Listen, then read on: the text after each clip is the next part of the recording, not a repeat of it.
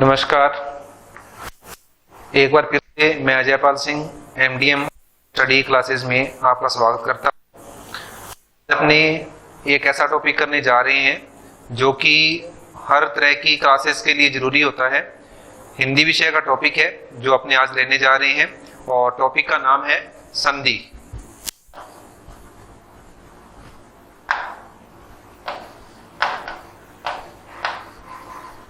आज अपने संधि के बारे में पढ़ेंगे।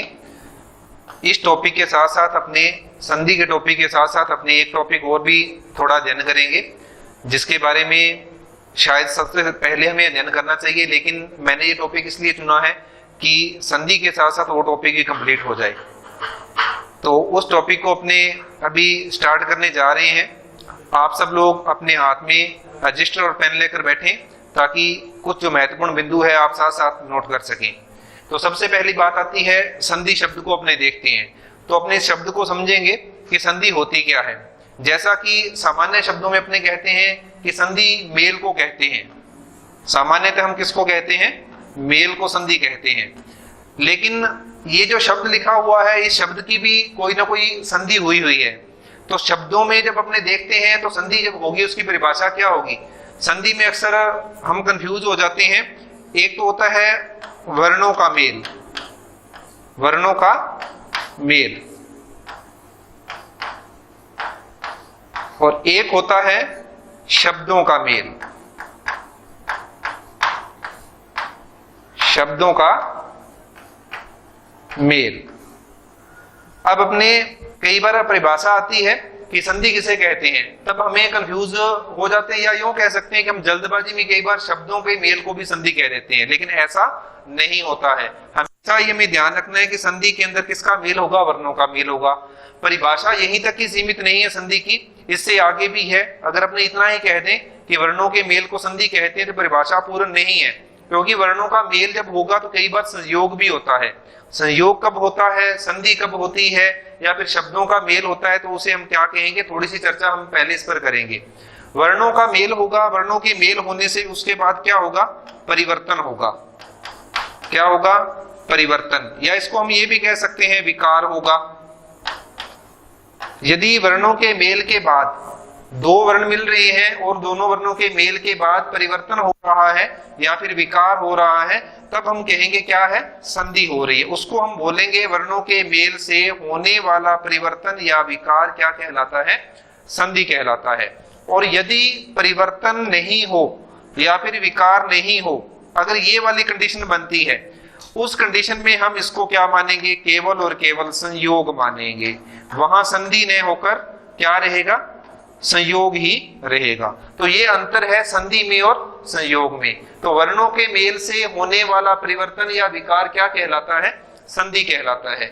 और यदि वर्णों का मेल तो हो रहा है और उसमें परिवर्तन नहीं हो रहा, विकार नहीं आ रहा किसी प्रकार का, तो हम वहां क्या बोलेंगे? संयोग बोलेंगे।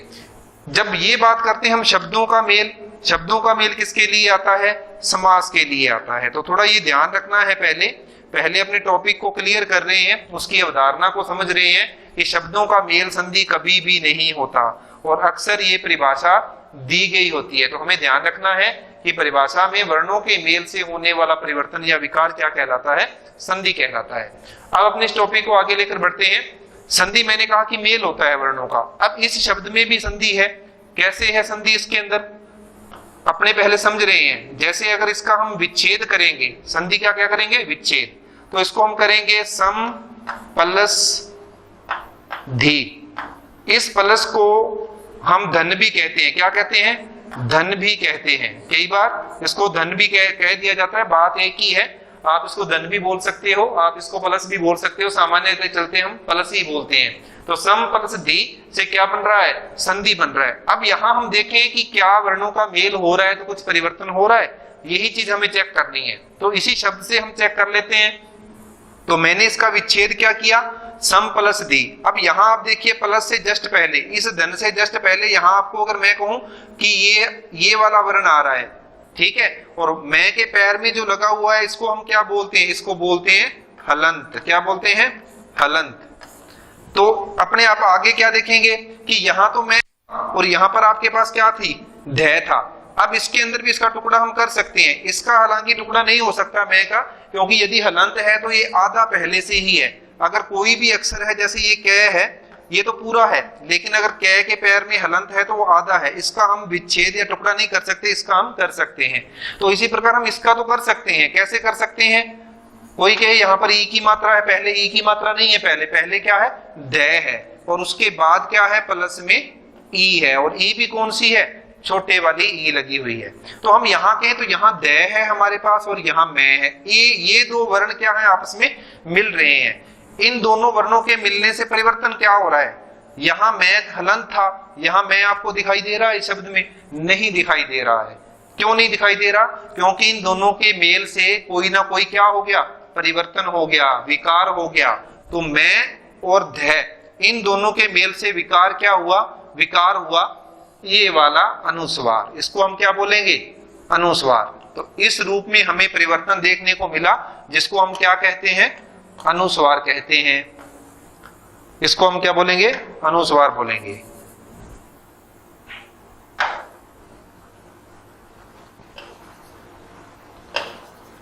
तो अनुस्वार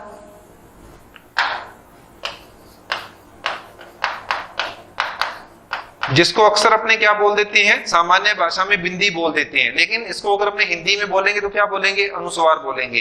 तो हमें विकार या परिवर्तन के रूप में क्या देखने को मिल रहा है? अनुस्वार देखने को मिल रहा है। अब अपने इसको आगे बढ़ाते हैं टॉपिक को। हमें यह समझ में आ गया कि वास्तव में वर्णों के मेल से क्या होता है? परिवर्तन होता है, विकार होता है, तब संधि होती है। अगर ये नहीं होता तो तब क्या होता? संयोग होगा। बहुत सारे शब्द हमें ऐसे देखने को मिल सकते हैं जिसके अंदर संयोग ही होता है, संधि नहीं होती है। कई बार प्रश्न होता है कि बच्चे अक्सर प्रश्न करते हैं कि कोई शब्द दे दिया उठा के, क्या इसमें संधि हो सकती है? तो जब संधि होगी ही नहीं तो उसमें हम संधि नहीं कर सकते हैं। अगर हम उसका विच्छेद करेंगे, हो सकता है संयोग हो। संयोग होने की संभावना तो 100% है, लेकिन संधि होने की संभावना 100% नहीं होती है, क्योंकि कुछ शब्द ऐसे होते हैं जिनमें केवल संयोग ही हो सकता है।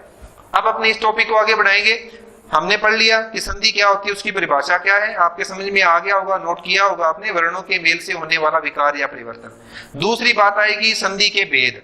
अगर अपने संधि के भेद की बात करते हैं, संधि के भेद, संधि के जो भेद होते हैं वो कितने होते हैं? अगर हमें ये समझना है तो सामान्यतः जब प्रश्न ये आता है संधि के भेद होंगे कितने? 3 होते हैं। कितने होते हैं? 3 भेद होते हैं संधि के। 3 भेद। कौन कौन से 3 भेद होते हैं? आप सब जानते ही होंगे। पहला होता है स्वर संधि। क्या होता है? स्वर संधि। दूसरा व्यंजन संधि। दूसरा भेद व्यंजन संधि होता है। और तीसरा जो होता है वो होता है विसर्ग संधि। तो ये 3 भेद होते हैं। अगर इन भेदों की आगे अपने चर्चा करेंगे तो सबसे पहले हमारे पास स्वर संधि आ रही है। अब मैंने आपको बोला था कि हम इस टॉपिक के साथ साथ एक टॉपिक और भी करेंगे। यहां बात लिखी हुई है स्वर। इस स्वर को यदि हम देखते हैं तो स्वर, आप जानते हो कि जब वर्ण विचार हम पढ़ते हैं तो उसके अंदर स्वर आते हैं। तो कितने स्वर होते हैं उनकी अपने बात करें तो स्वर होते हैं कितने? 11। वो 11 स्वर जो होते हैं आप सब लोग जानते हैं कौन कौन से होंगे। वो ए से स्टार्ट होते हैं। ए होता है, आ होता है, ई होता है, ई, उ,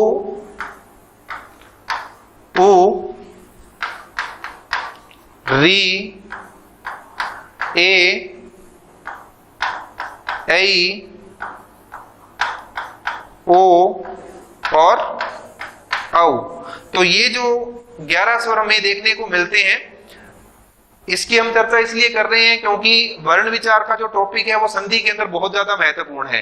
तो जब हम स्वर संधि स्टार्ट करें तो हमें स्वरों का पता होना चाहिए, क्योंकि स्वर संधि के अंदर इन्हीं स्वरों का हम देखेंगे आपस में मेल होगा, इन्हीं स्वरों से कुछ ना कुछ नया बनेगा, इन्हीं से परिवर्तन होगा। इसीलिए हमें इनका पता होना भी जरूरी है। तो ये जो 11 स्वर होते हैं इनको भी आप क्या कर लेंगे? नोट डाउन कर लेंगे अपनी बुक में, क्योंकि इनका आगे जब हम इस्तेमाल करेंगे, इस स्वर संधि के भेद पढ़ेंगे आगे, जो उसमें इनका इस्तेमाल किया जाएगा, तब हमें देखने को क्या मिलेंगे? इनके जो अलग अलग प्रकार से कहां कहां किस प्रकार से यूज हो रहा है वो देखने को मिलेंगे। तो अब आगे बढ़ते हैं इस टॉपिक को लेकर। तो अभी अपने सबसे पहले स्वर संधि ही करेंगे। कौन सी संधि करेंगे? स्वर संधि। पहला भेद था कौन सा? स्वर संधि। तो स्वर संधि के अंदर अगर अपने देखते हैं इस टॉपिक के अंदर, तो हमें इसके भेद पहले पता होना चाहिए कि स्वर संधि के अंदर कितने भेद होते हैं। स्वर संधि के अगर अपने भेद देखें तो 5 होते हैं। कितने भेद होते हैं? 5 होते हैं। तो स्वर संधि के भेद 5। अब बात ये आती है कि स्वर संधि क्या होती है, किसे हम स्वर संधि कहेंगे? स्वर संधि हम उसे कहेंगे जिसके अंदर किसका मेल होगा? स्वर से स्वर का मेल होगा। यानी धन से पहले, प्लस से पहले भी स्वर होगा और प्लस के बाद भी क्या होगा? स्वर होगा। कहने का मतलब यदि आपको कहीं पर भी स्वर का स्वर से मेल, प्लस से पहले भी लास्ट में इस शब्द के स्वर मिले और इधर से स्टार्टिंग में भी स्वर मिले, तो वहां संधि कौन सी मानी जाएगी? स्वर संधि मानी जाएगी। तो स्वर संधि के भेदों में ये उसकी है पहचान। अगर हम कहें कि इसकी पहचान कैसे होती है स्वर संधि की, तो इस बात से सबसे पहली बात तो पहचान होती है कि हमें स्वर संधि देखनी है तो स्वर का स्वर से मेल देखना होगा। अब दूसरी बात ये इसके अंदर आपको क्या ध्यान रखना है कि कहीं भी व्यंजन का मेल नहीं होगा। व्यंजन का मेल नहीं होगा।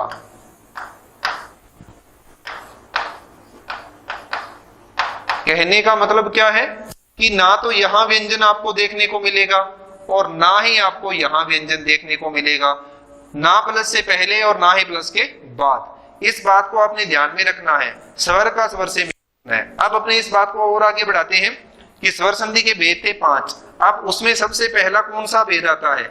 सबसे पहला भेद जो होता है दीर्घ स्वर संधि। दीर्घ स्वर संधि। देखिए हर कोई जो शब्द होता है उसके अंदर उसका लगभग 50% से ज्यादा जो भी उसका कार्य होता है वो छिपा हुआ होता है। स्वर नाम देखा आपने पढ़ा था, तो यहां तो हमें पता चला ना कि स्वर संधि है तो किसका मेल हो रहा है? स्वर का हो रहा है। और यहाँ क्या लिखा हुआ है? दीर्घ शब्द नया आया है। कौन सा शब्द नया आया है? दीर्घ। और दीर्घ का मतलब क्या होता है? आप सब जानते हैं, बड़ा। बड़ा। अब बड़ा कौन? यानी कि कौन से बड़े स्वर होंगे? जहां पर बड़े स्वर होंगे वहीं दीर्घ स्वर संधि होगी। अब बड़े बनते कैसे हैं? तो इसके लिए आपको जो पहचान है इसकी दीर्घ स्वर संधि की, ये याद रखना है कि इसके अंदर ए, बड़ी ई, बड़ा ऊ, आ, छोटी ई, छोटा ऊ। अगर अपने कहें कि इनको याद रखना है हमें, यानी कि ये जब हमने स्वर पहले मैंने 11 लिखे थे उसके अंदर से मैंने 6 यहां पर लिख लिए हैं। अब क्या होगा? ये दो जो लिखे हैं ए से आ, बड़ी ई, छोटी ई, बड़ा ऊ, छोटा ऊ, तो अगर जोड़े बनाए तो इनके कितने बन गए? 3 बन गए। तो स्वर संधि में 3 ही बनेंगे, 3 ही मात्राएं बनेगी। कौन कौन सी मात्राएं बनेगी? आ की मात्रा बनेगी, क्योंकि ए से दीर्घ कौन है? आ है। दूसरी बात, बड़ी ई की मात्रा बनेगी, यानी कि ये जो मात्रा हम लगाते हैं ये वाली मात्रा बनेगी। और उसके बाद क्या है? बड़ा ऊ, यानी बड़ा बनाना है ना, दीर्घ का मतलब बड़ा होता है तो बड़ा ही बनाएंगे। तो हम बड़े के अंदर अपने को यही रखना होगा कि दीर्घ के अनुसार बड़े ही बनाने हैं। तो कहने का मतलब ये बन रहा है, ये बन रही है और ये बन रहा है। तो जिस संधि के अंदर आ, बड़ी ई और बड़े ऊ की मात्रा बने वहां पर कौन सी संधि होगी? दीर्घ स्वर संधि होगी। तो ये इसकी परिभाषा है। मैं परिभाषा है जो आपको नोट करवा रहा हूं शॉर्ट में, आप नोट कर लें। जब कोई दो समान स्वर मिलकर एक दीर्घ स्वर का निर्माण करें,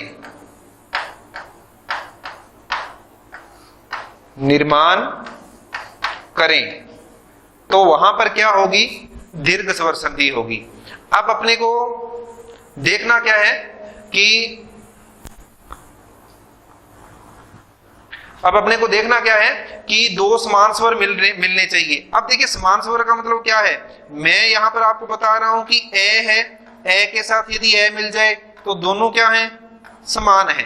ठीक है, तो यहां क्या बनना चाहिए, आ बनना चाहिए। इसी प्रकार यदि मान लो छोटी ई है और उसके साथ छोटी ई मिल जाए तो क्या बननी चाहिए, बड़ी ई बननी चाहिए। इसी प्रकार यदि कहें कि ऊ है छोटा और छोटा ऊ फिर उससे मिल रहा है तो क्या बनना चाहिए, बड़ा ऊ बनना चाहिए। तो जब दो समान स्वर मिलते हैं तो उससे एक दीर्घ स्वर बनता है, दीर्घ की मात्रा आती है, तो वहां कौन सी संधि होगी, दीर्घ स्वर संधि होगी। अब ये बात तो मैंने आपको नॉर्मल तरीके से समझाई है कि ये क्या बन गए, इनके दीर्घ बन गए हैं। तो इसके बाद अपने देखते हैं स्लाइड में कि मैंने आपको बताया कि तीन बनेंगे, कौन कौन से बताए हैं, आ बनाया है, बड़ी ई बनाई है और बड़ा ऊ बनाया है। अब इनको अगर अपने देखें तो ये बनते कैसे हैं, ये एक ही तरीके से नहीं बनते। जो मैंने पीछे आपको बताया कि ए से ए मिला तो क्या बन गया, आ बन गया। एक तो ये तरीका मैंने आपको बताया है। दूसरा जो इसके अंदर आप ये भी कर सकते हो कि ए के साथ आ भी मिला सकते हो, तब भी क्या बनेगा, आ ही बनेगा। तीसरा क्या हो सकता है कि यहाँ आ हो सकता है और यहाँ ए हो सकता है, तो भी क्या बनेगा, आ ही बनेगा। इसके बाद ये भी हो सकता है कि इधर भी आ हो और इधर भी आ हो। तो यहाँ कहने का मतलब है कि चार टाइप से हम इस आ को निर्मित कर सकते हैं, चार प्रकार से हम आ को बना सकते हैं। यही चीज हमने जब संधि का विच्छेद करना है वहां देखनी है, से पहले और प्लस के बाद आपको ये मिलने चाहिए। जब ये मिलेंगे तो वहां दीर्घ स्वर संधि होगी। इसका भी क्या बनेगा, छोटी ई है उसके साथ छोटी ई, ये पहला था हमारा। दूसरा है छोटी ई के साथ बड़ी ई, ये दूसरा। तीसरा क्या होगा, बड़ी ई पहले आ सकती है और छोटी ई बाद में आ सकती है, ये हो सकता है। और चौथा क्या हो सकता है कि बड़ी ई है, बड़ी ई से मिलकर भी इस ई का निर्माण कर सकती है। तो ये हो गया अपना दूसरा फॉर्मूला। इसके बाद हम चलते हैं तीसरे पर। तीसरे का निर्माण कैसे होगा, इन्हीं की तरह ही होगा। छोटा ऊ और छोटा ऊ मिलाकर बड़ा ऊ बना सकते हैं, छोटे ऊ के साथ बड़ा ऊ मिलाकर बना सकते हैं, बड़े ऊ के साथ छोटा ऊ मिलाकर बना सकते हैं, और फिर बड़ा ऊ के साथ बड़ा ऊ मिलाकर भी बना सकते हैं। तो कहने का मतलब है कि अगर दीर्घ स्वर संधि में बने हैं तीन, तो तीनों का निर्माण लगभग समान होता है। बस बात यही याद रखनी है कि आ के लिए ए या आ का ही मेल होगा और ई के लिए छोटी ई और बड़ी ई का ही मेल होगा, और ऊ के लिए छोटे ऊ और बड़े ऊ का ही मेल होगा। अब अपने देखते हैं उदाहरण के तौर पर, अगर हमें इसको समझना है उदाहरण के तौर पर, कैसे समझेंगे उदाहरण के तौर पर। जैसे आप एक शब्द देखते हो विद्यालय, ये जो शब्द है विद्यालय, विद्यालय शब्द को अगर अपने देखते हैं तो सिंपली एक प्रश्न आता है कि विद्यालय शब्द में संधि कौन सी होगी। देखिए पहचान करना बहुत आसान है, मैंने जो आपको ये तीन बताए थे, यदि आप इनको याद रखो तो पहचान कर सकते हो। अगर किसी शब्द में आ की मात्रा, बड़ी ई की मात्रा या बड़े ऊ की मात्रा आपको लगी हुई मिले तो वहां आप कह सकते हो कि दीर्घ स्वर संधि होगी।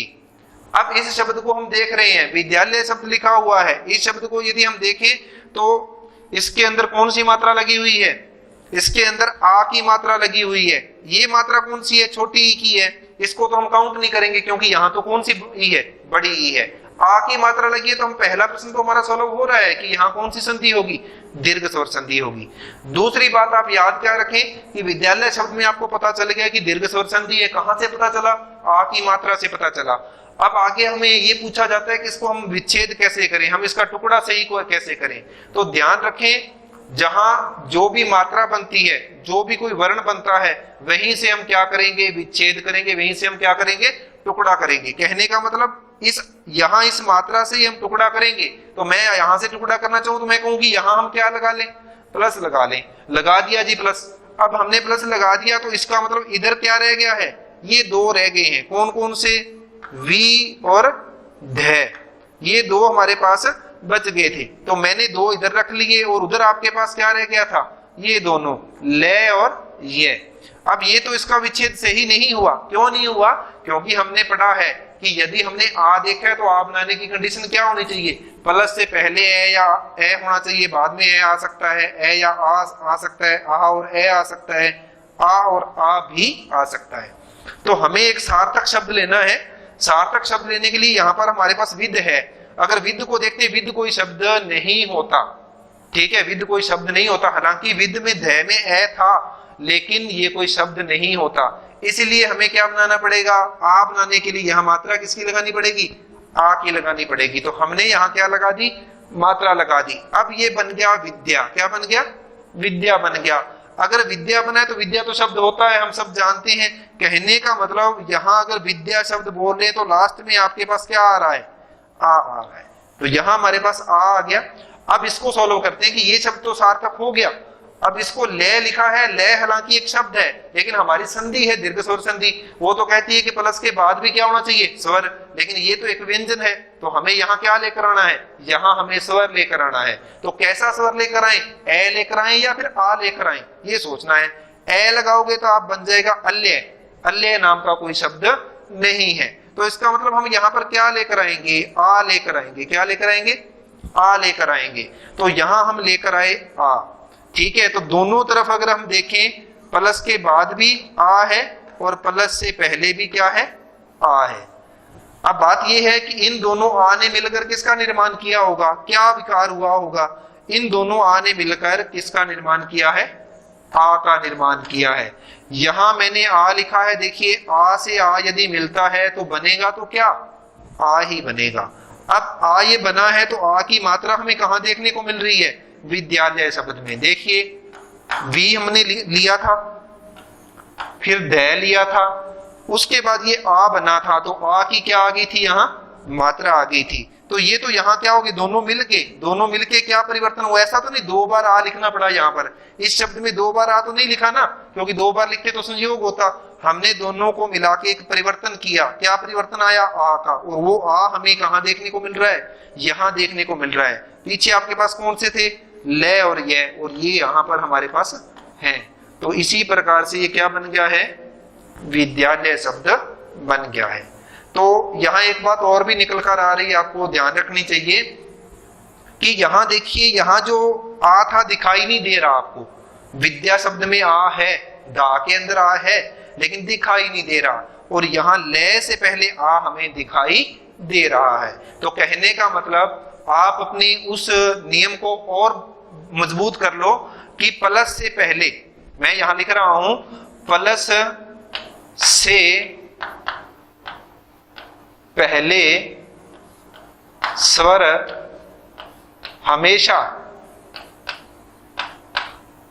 हमेशा मात्रा रूप में आता है।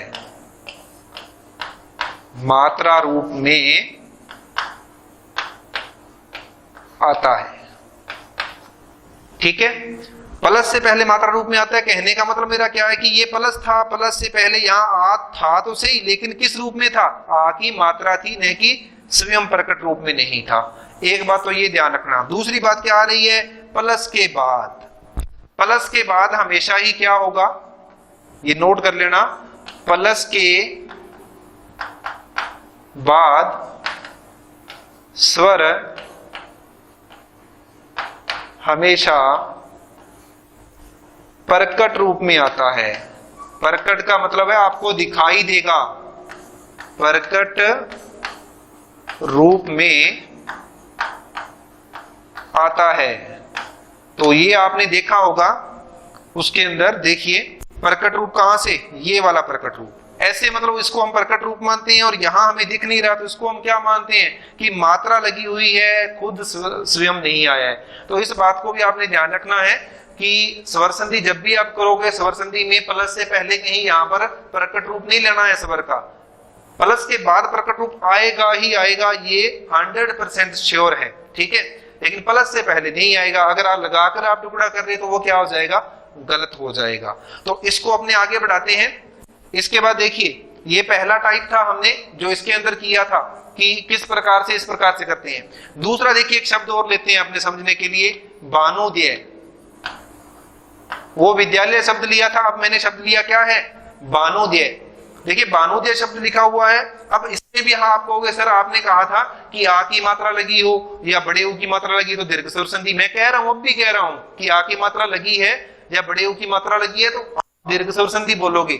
यहाँ बड़े ऊ की मात्रा, यहाँ आ की मात्रा, तो दीर्घ स्वर संधि ही रहेगी, फर्क तो नहीं पड़ने वाला ना, संधि तो वही रहेगी, क्योंकि शब्दों के जो पहचान हमने रखी है आ की मात्रा और बड़े ऊ की मात्रा उसके अनुसार दोनों ही हमें यहाँ दिखाई दे रही है। अब बात यह आती है सर क्या यहाँ से तोड़ दें? नहीं, यहाँ से नहीं तोड़ना है। विच्छेद हम शुरू से नहीं करेंगे, विच्छेद हम यहाँ से करेंगे। ऐसा क्यों? शुरू से क्यों नहीं तोड़ सकते? अगर आप तोड़ोगे तो गलत हो जाएगा, टुकड़ा नहीं हो पाएगा। पहली बात तो ये मैं कहूंगा कि तोड़कर देखना चाहो तो आप तोड़ भी सकते हो, लेकिन इसका विच्छेद करोगे तो गलत हो जाएगा। और अगर आप यहां से तोड़ोगे तो इसका विच्छेद से ही हो जाएगा।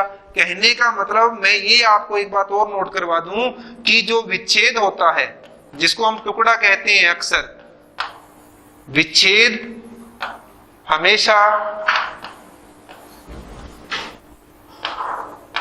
शुरू के वर्ण से या अंतिम वर्ण से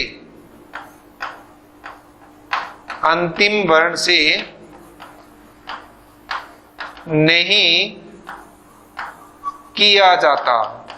अब इसका मतलब क्या है, मैं क्या कहना चाहता हूं? मैं ये कहना चाहता हूं आपको कि जो विच्छेद होता है वो 99% शुरू से या फिर अंतिम वर्ण से नहीं होता। 1% चांस है, क्योंकि मान लो आपके पास अगर शब्द ही 2 वर्ण का है तो वहां तो चाहे पिछले वाले से करें चाहे आगे वाले से करें तो वहां तो करना पड़ेगा। तो 1% तो चांस है कि अगर हमारे पास शब्द ही ऐसा है जिसके अंदर वर्ण ही केवल 2 है तो वहां हमें करना पड़ेगा, या अंतिम से करना पड़ेगा या फिर शुरू वाले से करना पड़ेगा। लेकिन 99% शब्दों में ऐसा होता है कि शुरू से या अंत से विच्छेद नहीं होता। जैसा कि इसमें आ था, लेकिन हम यहां से नहीं करेंगे, दीर्घ स्वर संधि है, हम यहां से करेंगे। बड़े ऊ की मात्रा लगी हुई है, किसकी लगी हुई है? बड़े ऊ की मात्रा। हम यहां से करेंगे तो आप क्या करोगे? विच्छेद हमेशा ही वैसे करना है, जो लगा हुआ है पहले उसको क्या करो? हटा दो। हटा दिया, क्या बचा? भान बचा। क्या बचा? भान। ठीक है, उधर क्या रह गया? क्योंकि यहां तो हमने यहां से किया तो यहां तो हमने प्लस लगा दिया, उधर क्या रह गया? दे रह गया। अब देखिए बात यह है कि बड़ा ऊ बना है तो बड़ा ऊ कैसे बनता है? मैंने बताया था, दोबारा से बता रहा हूं, बड़ा ऊ 4 टाइप से बन सकता है। छोटा ऊ और छोटा ऊ मिलकर बन सकता है, छोटे ऊ के साथ बड़ा ऊ अपने लेंगे तब भी बन सकता है, उसके बाद बड़े ऊ के साथ बड़ा ऊ भी ले सकते हैं, और उसके बाद बड़े ऊ के साथ छोटा ऊ भी ले सकते हैं। तो इसका मतलब हम 4 टाइप से बनाएंगे। लेकिन ये नहीं कि जैसे मर्जी लिख दें यहाँ पर, क्योंकि जैसे मर्जी लिखेंगे तो शब्द हो सकता है आपका गलत हो, सही नहीं हो। तो इसको हम कैसे करेंगे? इसको हम ऐसे करेंगे कि यहाँ आपने उचित शब्द लेना है। बान लिखा है तो आप सोचो ये बानू बन गया। क्या बन गया? बानू। ठीक है, अब यहाँ जो आपकी समस्या क्या है कि यहाँ क्या आएगा सर? मैंने अभी बताया कि यहाँ तो मात्रा रूप में लेना है आपको स्वर, तो मात्रा रूप में मैंने क्या लगा दिया? वो लगा दिया। और यहाँ प्रकट रूप में लेना है, छोटा ऊ या बड़ा ऊ। देखिए आप लगाकर देख लोगे शब्द तो भी पता चल जाएगा। उदय ये वाला सही होगा या ये वाला सही होगा। सोचने की बात है कि अगर अपने देखें तो ये वाला हमें क्या लगेगा? गलत ही लगता है, और है भी क्या? गलत। उदय में हमेशा ही ऊ कौन सा आएगा? छोटा आएगा। तो इस प्रकार से ये वाला ऊ और यहाँ वाला ऊ, इन दोनों ने मिलकर किसका निर्माण किया हुआ है? बड़े ऊ का निर्माण किया हुआ है। तो इस प्रकार से दोनों ने मिलकर एक बड़े ऊ का निर्माण कर दिया। बड़े ऊ प्लस छोटे ऊ ने मिलकर एक बड़े ऊ का निर्माण कर दिया। लिखे नहीं गए हैं, अगर आप देखो तो लिखे नहीं गए हैं, परिवर्तन हो रहा है, तो इससे क्या बन गया? बानोदय। तो आज के लिए अपने इतना ही करेंगे, इस टॉपिक को कल आगे बढ़ाएंगे। बहुत बहुत धन्यवाद। Thank you.